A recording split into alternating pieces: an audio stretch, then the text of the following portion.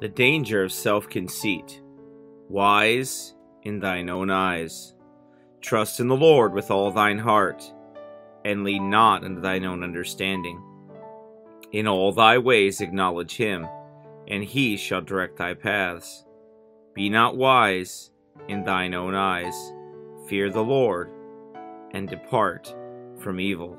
Proverbs chapter 3, verse 5 through 7. Starts with trust in the Lord with all thine heart, and lean not unto thine own understanding. How easy it is to lean on our own understanding, to not consider God in all our decisions or our ways, but to depend on self. The road of self-dependence is a dangerous road for the Christian. It is the same road as trusting in the arm of flesh, because when we trust in the arm of our own flesh, we are still committing idolatry. In all thy ways, acknowledge him. In all thy ways, in everything, acknowledge the Lord. In all thy decisions, in all thy wants, in all thy desires, in all thy plans, in all thy goals, in all thy ventures, acknowledge him, and he shall direct thy paths. Be not wise in thine own eyes. Self-conceited people act independently of God. They do not trust in him, nor acknowledge him, nor seek his wisdom or his direction, nor ask the advice of others. They are conceited and self-sufficient and lean on their own understanding. They believe they can conduct all their life affairs with no help from others. In matters of their faith, they are wiser than their teachers. Even in the scriptures, they become wise above that which was written. Any wisdom that they do have, they ascribe to themselves and not to God. But the fear of the Lord is to depart from evil. It's to not be self-conceited. The fear of the Lord is the beginning of knowledge. When we fear God and reverence his holy name, then we are wise, and not in our own eyes, but wise in the eyes of God.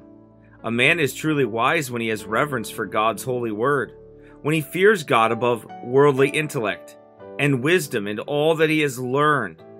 When he obeys the Lord and his word, he will depart from evil, because he fears the Lord. For God is holy, and the commandments of God are holy. Fear and humility go together. When you fear God, you will not be self-conceited. You will be focused on him and not self.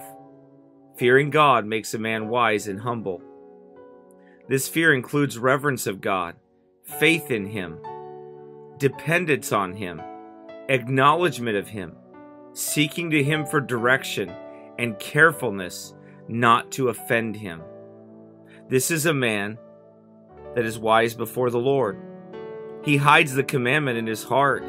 As chapter 3 says in Proverbs, "My son, forget not my law, but let thine heart keep my commandments. For length of days and long life and peace shall they add to thee.